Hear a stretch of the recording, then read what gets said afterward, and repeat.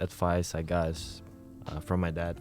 He told me like just keep going, because if it's keep going, you probably fail a couple times, but like that's what makes it worth it.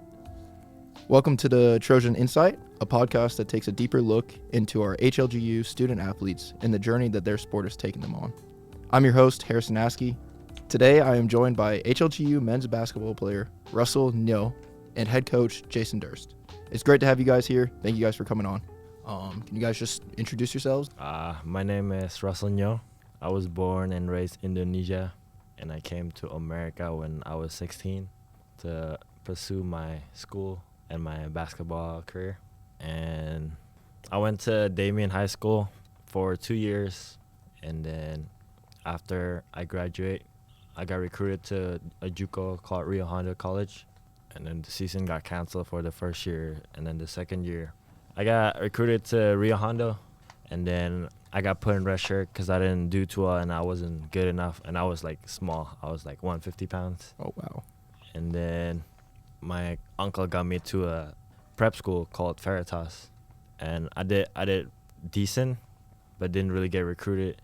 And then I went to TMG the year after. Actually, hold up. My first year, the season got canceled, and then I went to play semi-pro. Was that because of COVID? Yeah. Okay. In Indonesia. It's called GMC basketball. That's the tribal ball team that I grew up in Indonesia. Okay. What part of Indonesia was that? It's called West Java. In America, it's state, but Indonesia is like province. Okay. Yeah. And then the city is called Cirebon. And then, saying too much, and then. It's all good. And then I did semi-pro my first year in college. The second year, I went to Rio Hondo, got recruited, and got put in red shirt. And I quit, went to a prep school called Veritas. And then the third year, I went to LA Harbor. But I missed the tryout because my grandma died. Oh, wow. Yeah. And then I went to TMG prep. Okay. So you went from JUCO to prep school. How was that? Like, this is all post-grad stuff, right? Like, Yeah, post-grad. Okay. Post-grad. I went JUCO. The coach, I was basically like one of the main players, and then he recruited 2 more players like that's the same position as me. Okay. And then he put me in the red shirt because Yeah. they think they're better. The Which coach think they're better. It's good. It saves you your eligibility. Yeah. So then prep, like you went prep, and it's all like post-grad stuff. So Post-grad people, yeah. most of the was it basically like a JUCO? I've never really. It's basically kind of like a JUCO, but it's not as organized, because I saw some people like around 20 to 25 years old still playing post-grad. Okay. But we also play against JUCO for like the preseason and then like after season as well. Oh, wow. But we also play some high school teams as well. Okay. It's like that. So were you guys playing like some high-ranked high school teams? And like, because I know most of the post-grad stuff I've heard about, it's like Brewster, IMG Academy has like a program. I can't think of anything. Prolific Prep, I think, also has a program. We did play Prolific Prep as well. Oh, nice. That's like one of the best teams we play. Yeah, they're good. Yeah, they're really good. Everyone's D1 players. Did you play Jalen Green? No. No, he went to Prolific Prep. He already graduated when I played You were it. there, yeah. He was long gone on his way to the league. Yeah. But yeah, so you went, then after that you went JUCO, and then now you're here, basically. Yeah. Nah, the next year I went JUCO, but I missed the tryout Okay. because my grandma passed away. So I had to go back to Indonesia for Funeral? like during the tryout, yeah. That's really unfortunate. And then I got to a prep school called TMG Prep from my friend. Nice. And then I got recruited to HLG after that, Nice. the year after. Okay. Awesome. Coach, would you like to tell us a little bit about yourself? So I've been here at HLG since 2002, so it's my 21st year here, 21st or 22nd, yeah. 20 seconds. And then I've been, this is my 24th year coaching, so been here for the majority of my career as a coach, and, really kind of a right place, right time. So my wife was here working before I was, and I got a chance to work with the men's basketball program while she was here, and then eventually worked my way up to the head coach in 2005. So kind of a unique background just because I was into public school teaching and coaching, and with really the desire to be like an athletic director at a high school or something like that. And then opportunity presented itself, and I pursued it. So been here ever since. Nice. And then you also grew up around Cannon area. So Yeah, so I'm from just about 30 miles north of here. Went to college, went to high school in the same town, and been in this area my whole life since, was born in Quincy, grew up in a small town by Quincy until about 4th grade, and then been in Northeast Missouri ever since. Yeah, and then also played for Culver Stockton too. Yep, So, played there from 95 to 99, and got my teaching degree and started teaching right away. Got my master's degree while I was teaching in secondary administration to be like a principal or administrator. Yeah. And thankful I did that because it allowed me to be the head coach here, because at that time, to be a head coach, you had to teach. And so I was required to do that. Nice. Okay. Moving on here. Russell, you're from Indonesia. What are some differences in the basketball in America compared to basketball overseas that you've noticed, whether that be like the way teams are coached, or like the way that the game is played, or just the way that like you interact with your teammates? Well, the first thing I noticed when I got to America, the first time I got to watch AAU, and when I saw that, like, the little kids, like, they're like really brave compared to like people in like where I'm from, Indonesia. Like, everyone's like very individual, and then compared to Indonesia, like when they're kids, they're more leaning towards more system when they're kids. That's why maybe the little kids like not as brave to play, like to slash into the basket and stuff. And then the school, like not school, but like the season wise, like everything is more organized in America. Because in Indonesia there's no like such thing as season. It's more like there's tournament like every 1 or 2 months, and then there's only like 1 or 2 big tournaments that get like really good exposure compared to America. Like there's a lot of exposure, like camps and tournaments and stuff like that. Yeah, so that's interesting that you point that out, that like whenever you're younger, like it's all more structured, because that's what you hear a lot with like European basketball too, is that like they teach you to play under a set offense, and then it's like from there you learn every position, but it's more you're running plays on plays on plays. Yeah. And it's not really like American basketball where it's like you see teams these days will have like just go 5 out, we're going to run a ball screen, and our most athletic guy is going to come up and try and dunk it every time. Yep. Or like we're just going to, like, Steph Curry really changed the game of basketball. So now you got kids who will like pull it from half court. AU these days is crazy, especially with all the cameras and stuff too. So it's, yeah. I agree on that. No, that's cool that you get, like, it's probably cool that you get to see both, like, the difference in the culture there. Like, I'm sure that's, like, just been a good experience. And it helps you because it's, like, you know, you've learned, you know how to play in a system, you know how to pick up a system quickly. Yeah. But you also know that, like, you got to have some individuality in your game. Yeah. And you got to be a player at the end of the day. Coach, do you have any different approaches to recruiting when it comes to, like, overseas prospects or American prospects? Or is it, like, what are the different things that you look for? Well, you know, recruiting is not really a cookie cutter way to do it. You know, it's not like we're at Duke and we're going to replace our starting point guard with another top point guard in the country. So, I mean, a lot of times recruitment in general, it's kind of about who reaches out to me or who I find out about. And a lot of time, you know, international athletes, they contact me by email, whether it be through a service or directly. And that's usually how I first find out about them. And then from that, usually there's a video or a reference or something like that. And so the process is pretty informal for the most part. And I'm pretty big on, like, making a visit. I mean, I know international students are tough when they're back home. It's hard to do that. But I've had a few guys that have, you know, had multiple schools that have recruited them, and they come to the Midwest and visit 2 or 3 schools in a week and then go home. You know, and like in Russell's case, like, he was already here. So a lot of times the international students are already here, you know, and they're at a JUCO or at a prep school or they're an exchange student. And so, I mean, a lot of times it's just a matter of who reaches out to me or who do I hear about, and then following up with them and then trying to, you know, to figure out, you know, what type of player they are, what type of person they are, what type of student they are. And it used to be a lot harder because academics were an issue. International students wouldn't have an SAT or an ACT score, and that was one of the requirements for eligibility. And now that they've kind of, the NAI has gone away from that and just a GPA model, most of them can get their transcripts translated, or they're in an American system and they can get a GPA. So international students we used to be a lot more difficult to recruit just because of the academic requirements. But when they're already here, then the most of them figure that out, like what it takes to play and what they have to do academically. So That's good. That's good.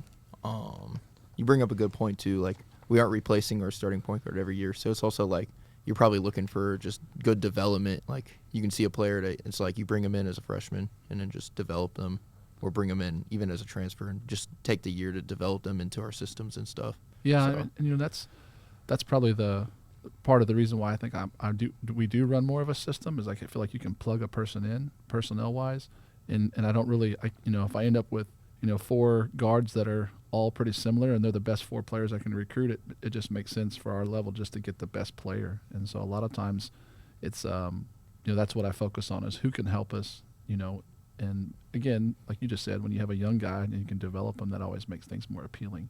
And I think another thing I should mention, our area geographically is not a basketball area, so there's not a lot of high school kids that are going on and playing college basketball. So international students become more appealing because a lot of times they have an experience. And basketball internationally is, I think, a little more formal when they're at some parts because they can play club or play, with older athletes at a younger age if they're good enough. And so most international players are pretty developed offensively, I would say, and that makes them more appealing too. That's good. All right, moving on here. Can you guys talk about the process of you getting recruited here to HLGU, Russell? Actually, I got recruited here from my guy Aldi. He's the one who put me on to get in contact with Coach Durst. Where did you meet Aldi? Just out of curiosity.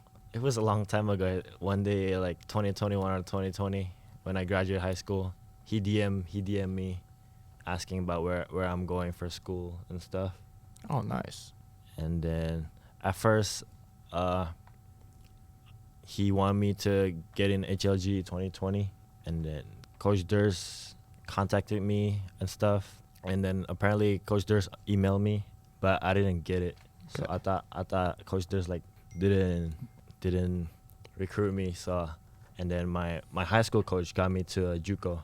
Okay. So classic case of probably wrong email or wrong phone number or something that happened or just lost in translation. I try to remember what happened there, but I mean, if it would have been 2020, that would have been COVID, right? Yeah, it was COVID. Yeah. So I mean, in March we went home.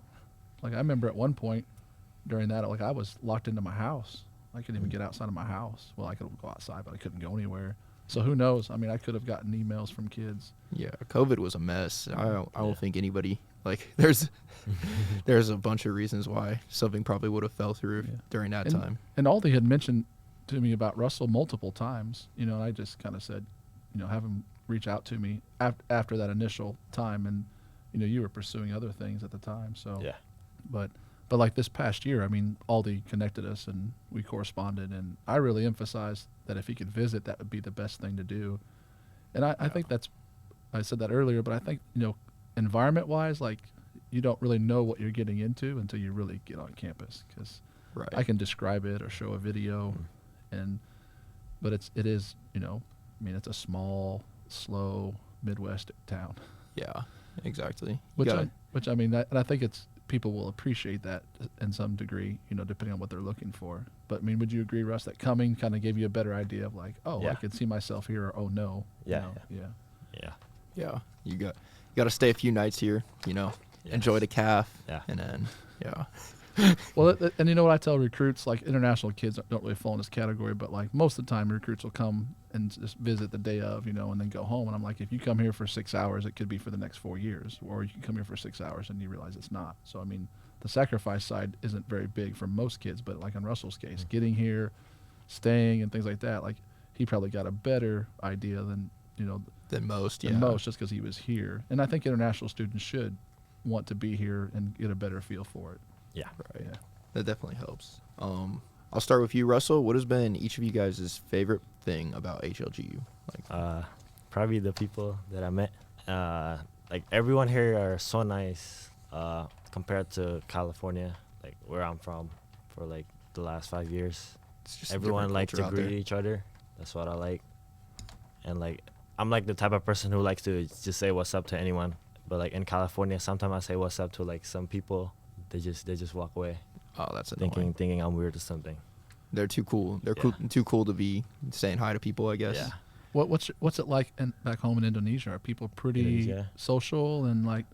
Uh, outgoing like that? Yeah, Yeah. like more nicer and like polite, but like at the same time they're nicer, but like a lot of like people that are like fake, you would say. Oh, so that just Like, they do it out of like they- tradition or Yeah. expectation, like Yeah.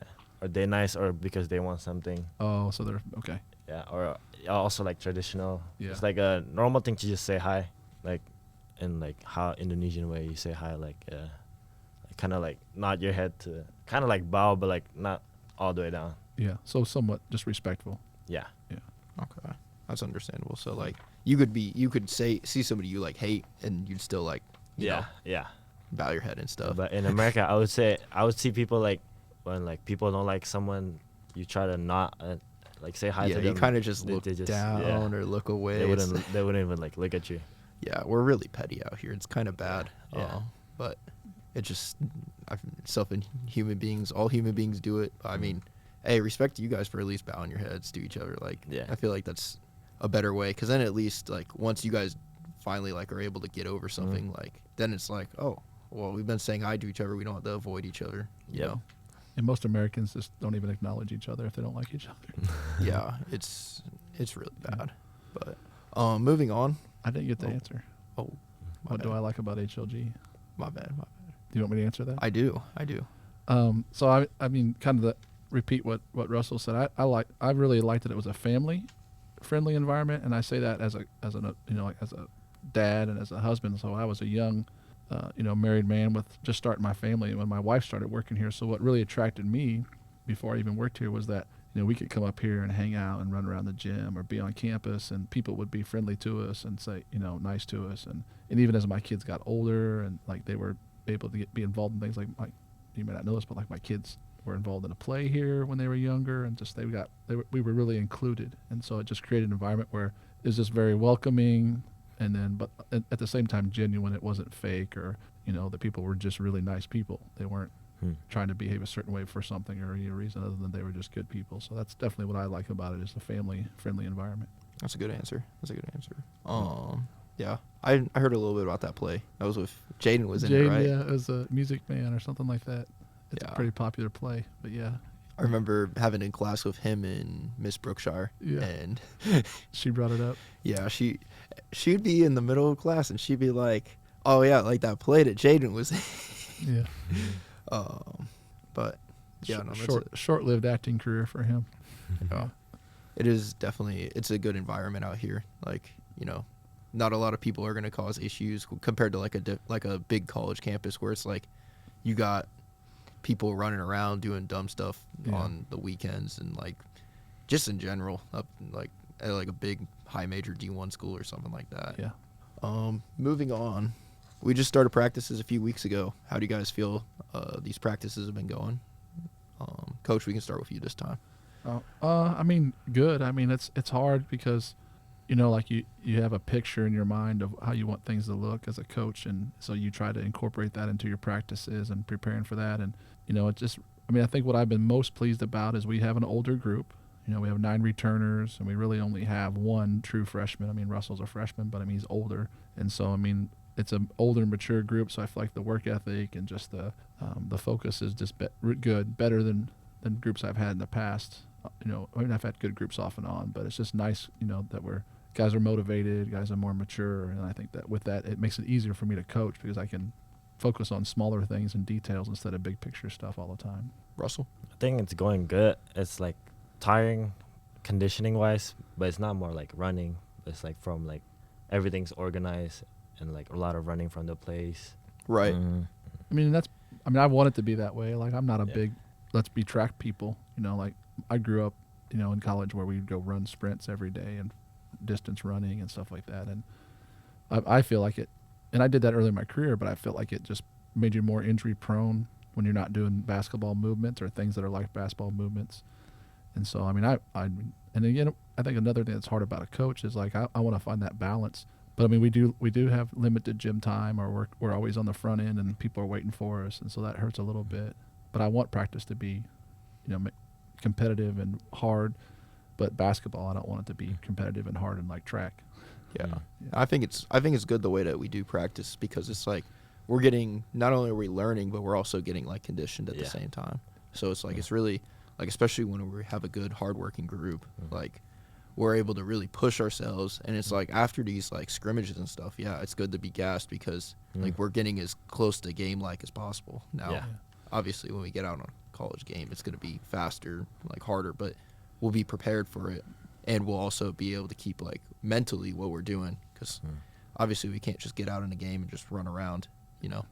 And that, you know, I've also learned over the years that like I have to be able to adjust to and be flexible. And like I feel like this year, I don't know, you might be able to echo this here. Like I feel like I'm trying to play more, you know, more game like, and instead of just doing so many drills, which I don't know if you would agree with that. I would definitely agree with that. Yeah, and so I feel like that's something that I, as a coach, as I think about it, I want to be flexible enough to recognize it. So we're older, more mature. There's certain things we don't have to spend so much time on, you know.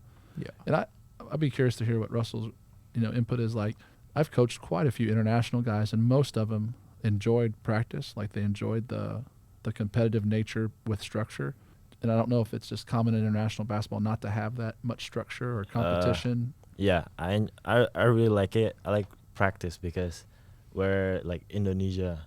Before, like when I was a kid, like it's just straight like structure played, but like and then we don't really get like competitive. Probably like game for only like 15 minutes. Yeah. Like in here, like we try to like put in place, and then like in the middle we try to run the plays like for like straight 1 hour. Yeah. Which kind of like helps a lot because it's like more game situation. Yeah. That's why I really like it because I like playing, just like playing anything like basketball, like pick up whatever, and then like I think like I'm able to catch it like faster. Yeah. But like I think also like the like time is like limited, so like coach started put in like a lot of plays. Yeah. Which is like kind of hard for me to like catch because like we get like a certain amount of time. I have to like after practice I have to like get my iPad and then like try to remember the plays. Oh yeah. I think that kind of like helped me a lot. If I don't do that, I might like still like get a lot of like brain farts and like miss the plays. Yeah. Yeah. Going back to what you were saying, Coach, I definitely would agree. Like, because I mean, even last year, I feel like we were doing like the first 2 weeks of practice. I don't even think we did 5-on-5 until like halfway through the second week because we were doing like 3-on-3, 4-on-4, that type of stuff. Because the way we integrated it is we started with like just learning how to cut, like the cuts and stuff, and then we went from there. And it was like we'd add a person every day until we finally got the 5-on-5. So yeah, and I remember, you know, before we started practice this year, like looking back at our practice plan and being like, I got to designate more time to play. Yeah. Or I need to be open to that. And I think it also really helps with like I think we're able to do that because of our group, because it's like everybody wants to be competitive, everybody wants to win, like, and like whenever we get a set scrimmage and it's like, okay, 20 minutes are on the clock, who's the better team today? Like, I think everybody takes that like personally, you know. So I think that's been really good. Like you know, having a true freshman like DeVell, it's probably hard for him because he's probably feel like he's drinking out of a fire hose, you know, like we're just pouring stuff so fast. But I also feel like he's going to learn faster by being with everybody else who knows what's going, you know what I mean? So I feel like he might be hurting a little bit early or struggling, and like Russ indicated that, like, but I feel like that it helps them. The learning curve shrinks whenever you got a group of people that can, you know, lead or help guys that need it. So yeah, it's the same thing as like learning how to swim. Some people like you just got to throw them into the pool. So kind of the same thing going on with that. Yeah. I wouldn't recommend that, but Harrison's a lifeguard though. That's actually how I learned how to swim. It's a little extreme. As a little kid, and just chunked me in the pool, and it was just throw him like, in the pool. Yeah. What happened if they drown? Well, there was somebody in the pool, obviously, but it's like, you know, like they want you to fight. Like it's like go again. You know, eventually you start kicking and you figure it out. What if they don't figure it out? Then you give them swim lessons.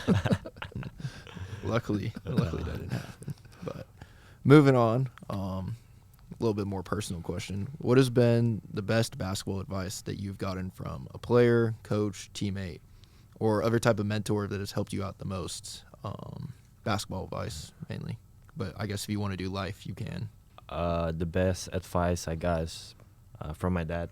He told me like just keep going, Because if it's keep going, you probably fail a couple times, but like that's what makes it worth it. Because like my dad also like a former basketball player. He used to play professional as well. If it comes easy, he said you wouldn't be as happy when you get it. That's good. That's what he told me.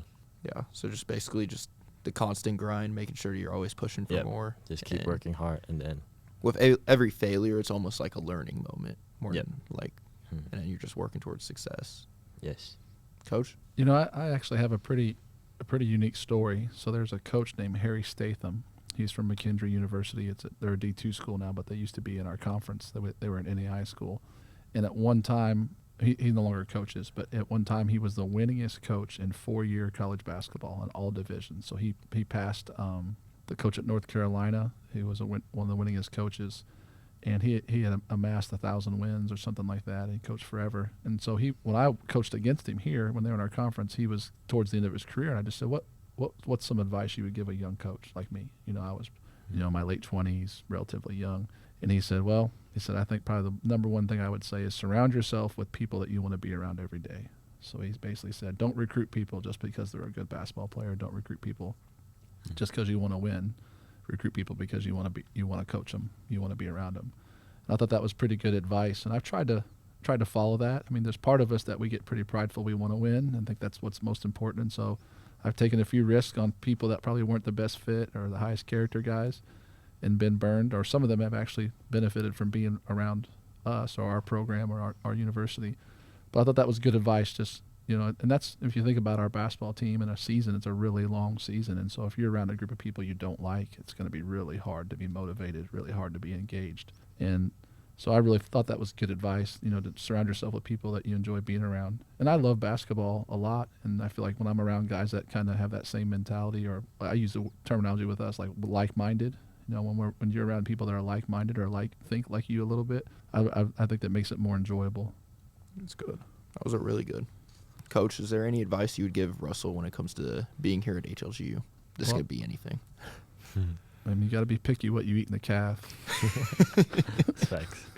I just eat whatever is there because I don't want to spend money. You said you eat whatever's there. That's you got to be careful with that. Make sure you checking the meat. Yeah, I have to. I blow my toilet pretty often because I just eat whatever is there. Yeah, you got to be able to find out what the good and bad is. No, but seriously, I mean, I think anytime you get a guy that's, from another country in a different environment, I think that speaks, a lot about who they are. And I think, like, for Russell to take that risk, not to just to be in America, but to continue to want to be here, I think he kind of understands probably some of the traditional things for an international student athlete. And so I think specifically from my point, I mean, I feel like he's a talented guy. He's very gifted. And, just to kind of echo what he said, his dad told him, like, he's got to take advantage of, where he's at and the opportunity he has, but just also trust that there's purpose to that, that he's here for a reason and it's not, just a random, because he could end up anywhere, in the whole world. I mean, you're willing to travel the whole world to pursue this, and I feel like we're fortunate to have you here, and I'm thankful for that, but also encourage you to try to take full advantage of that academically, athletically, and then also, as you mentioned, like, you're a pretty easy, likable guy to try to build good relationships. So, Thank you, Coach. Yeah. Thank you very much. Yeah. I've only known you for a little bit, but you've been really likable. I've enjoyed you as a teammate. I've enjoyed you as a friend. Thank you, Harry. I like you too, man. I appreciate you guys coming on here. Is there anything else any of you guys would like to add? Any shout outs or anything like that? Shout out to my guy Aldi. All right. yeah, I mean, Aldi's he's the orchestrator here. I think he wants to be an agent someday, maybe. Yeah, he told me that he wants to be an NBA agent. NBA Yeah. agent? Yeah. It's a good goal to have. I got kind of a sidebar question. Like, what do you think of dorm life? Like, when you were like at your prep school, or when you were at the JUCO, like, were you living in apartments or were you living in a dorm? When I was in JUCO, I was living in a dorm. Okay, so what is that like compared to here? Like, what would you say about dorm life here? The dorm there's different than here. It's not as like connected. Okay. Like I'm not friends with like the people around there because it's not as connected. Like there's not much community. not much community. But here, like I know everyone in my hall. Yeah. I just say what's up to everyone. I can hang out with anyone. Yeah, and I've been here for a long time, and I really enjoyed I mean, we used to do a better job as a campus of like getting everybody involved in stuff, and there was definitely a even bigger community within that, you know. But I would say, in my observation, that most of the guys I've coached, like their dorm life has probably been a good piece of their experience. You know, whereas sometimes it can be the worst, you know. Yeah. But I feel like dorm life, especially with moving to Brown, like you probably say, probably going good. Yeah, it's definitely, trust me, it's a lot different. Fletcher is some of the most unforgettable memories you'll ever have because it's wild over there. So Brown's like when you say it's like a community, it's funny because I think of Brown as like almost more closed off than anything. Like I've never had this much privacy in my 4 years here. Yeah. Also, I feel like it's more safe compared to my old dorm. I can just like leave my door unlocked and no one would go in my room. Yeah. But in the JUCO I was in, I have to keep it locked. Sometimes it's locked and then my door is open all of a sudden. Yeah. Well, I mean, I also, you might be able to say, this is true. Like, you know, you really don't have to have transportation. I mean, if you want to do stuff outside of the campus, but our campus is small, you can walk everywhere and get to the caf, get to class, get to the gym, get to your dorm, all pretty easy. So I think that's something I feel like creates another environment where you're walking to class with people and you see them, or you're walking to the caf together. It's like everybody's kind of living a similar life. Yeah. That's a really good point. Yeah. I mean, I know people that go to college and they got to get on a bus just to get to their classes on a campus. I mean, we're not talking about a town, but through their campus. You know, they got to ride like the campus bus system. Yeah, even QU has like a North Campus to get their science building. Yeah, other schools have like the parking is a mess at other schools. Oh my goodness! Like you'll go to one lot and it'll be like you have to buy a pass for like one dorm to be able to park there. But that doesn't include your 3 classes that are all in different locations on campus with 3 different spots that you'd have to pay to park at. And it's, it gets rough. All right. Thank you guys. Thank you, Harrison.